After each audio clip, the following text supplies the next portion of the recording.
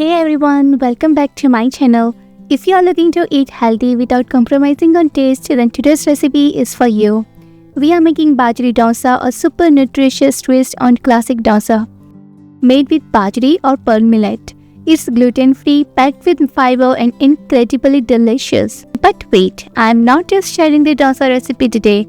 I will also show you how to make a fresh coconut chutney to go with it, and I will give you some pro tips on fermenting the batter to perfection and cleaning your mixture like a breeze. So let's get started. Alright, to make the perfect bajra dosa, you will need 1 to 1.5 cup of bajra. To it, add 2 tablespoons of rice, which is optional but it gives nice texture. 3/4 cup of urad dal, 1 tablespoon of fenugreek seeds, 2 tablespoons of chana dal, and 1/2 cup of thick poha. This is a perfect measurement for making nice dosa. First, wash the bajra, urad dal and poha thoroughly to remove any impurities and excess starch. Now here's an important tip. Because bajra and urad dal have different textures when ground, you will want to soak them separately. I also soak the poha right along with the other ingredients so everything's ready when it's time to grind. Just add them to separate bowl as shown, cover with water and let them soak for a good of 4 hours. 4 hours later, they are ready to grind.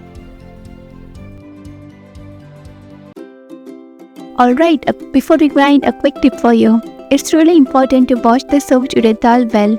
This practice will help prevent your batter from developing any off smells or that annoying pink layer during fermentation. Soaked urad dal always washed before grinding. To grind the batter using ice cold water. I have very few ice cubes to a glass of water. Now I'm going to use this chilled water to grind the batter. It keeps the consistency smooth and fluffy, super important for the perfect texture. First, I'm grinding urad dal, chana dal and methi. The chilled water prevents the batter from warming up too much, keeping it light and airy. It took me about 3 minutes to get this smooth consistency. Next, I will add soaked poha. Poha makes the batter soft and light. You don't have to soak it with the dals. Soaking it later works too. Poha blends quickly, usually in under a minute with this chilled water. See, it's blended beautifully and it's still nice and creamy. Now, let's move on to grinding the bajri. Unlike the dal, this step will take a bit longer. Bajri is a bit tougher, so we need some extra time, around 5 to 6 minutes more. So I also needed a few more ice cubes to be added in between to keep the batter cool. As you can see, the texture of the bajri is a bit coarser compared to the smooth creamy consistency we got with the dal and poha. This coarser texture is exactly what we want as it adds the right body to the batter. But here's the thing, because the bajra takes longer to grind, it's crucial to soak the dal and poha separately. They need less time to grind and need to stay smooth, while the bajra can be a bit chunkier. So soaking them separately ensures everything blends just right. Now, most people will just place the batter to ferment, right? But here's the thing, you should not skip this step. Before fermenting, always beat the batter. Beating it ensures extra fluffiness. The urad dal becomes lighter, and trust me, your idlis, dosas, uttapam will be so much fluffier if you do this. The batter is well beaten and ready to ferment. Now, fermentation time can vary depending on where you live. For me, I usually ferment my batter using the instant pot. And let me tell you, it does not matter if it's snowing outside or if the temperature is -20 or above. The Instant Pot does not care about the weather. For perfect fermentation, I just set it to the yogurt mode for 8 hours and that's it. We all know no idli, dosa or uttapam is truly complete without a perfect coconut chutney, right? It's the only one thing that takes our meal to the next level. So while our batter is fermenting, let me show you how to make my favorite coconut chutney that pairs perfectly with all of them. To make this chutney, you will need 1 cup of frozen coconut slices, easily available in the frozen section, the same amount of roasted chana. I am using turmeric coated chana today, but plain works too.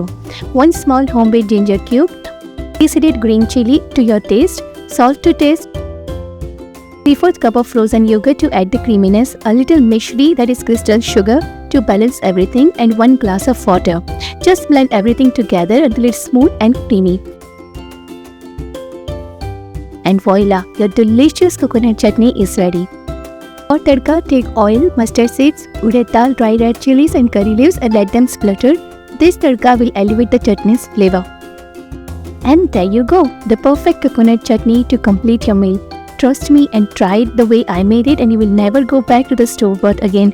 This is the only chutney recipe you need. Alright, after 8 hours, check it out. The batter has fermented so well. Just check at the before and after for reference. Depending on where you are, you might need a little bit more time, say 12 hours, and that's totally normal. A well-fermented batter should look something like this. My best practice, I always take the entire batch of batter, transfer it into a glass container and store it into the fridge. That way I can use it whenever I am ready to make dosa, uttapam or whatever I am craving. Alright, let's make the dosa. First place the batter on a hot tawa and spread it into a nice circle. Let it cook for a few minutes on medium flame until the edges start to crisp up. Now here's the trick, never flip the dosa right away. Once the edges are golden, flip it over, but don't turn it to cook both sides. If you do, it will turn into a pudla and lose the delicious crunch we are after. Look at that, the dosa is so crispy, just the way it should be. I am dedicating this dosa video to two very special people in my life, my Kanak mummy and my daughter. Both of them absolutely love my dosa, and this one's for them.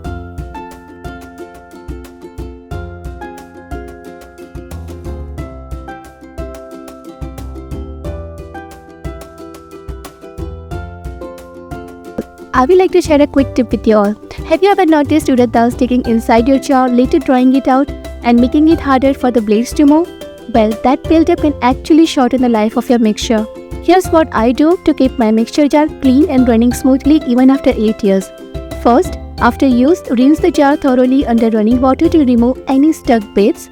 Then I add few drops of liquid dishwasher and some water, then run the mixture for a few seconds. Rinse it well, turn it upside down to drain excess water and wipe it dry before storing. This simple habit has kept my mixture in top shape for years. Try it out and let me know in the comment section below how long your mixture has lasted. And yeah, that was everything. I hope you guys like the videos I make. If you do, please don't forget to like, comment and subscribe to my channel and stay connected for more videos. Now, stay cooking. Happy cooking. Bye for now.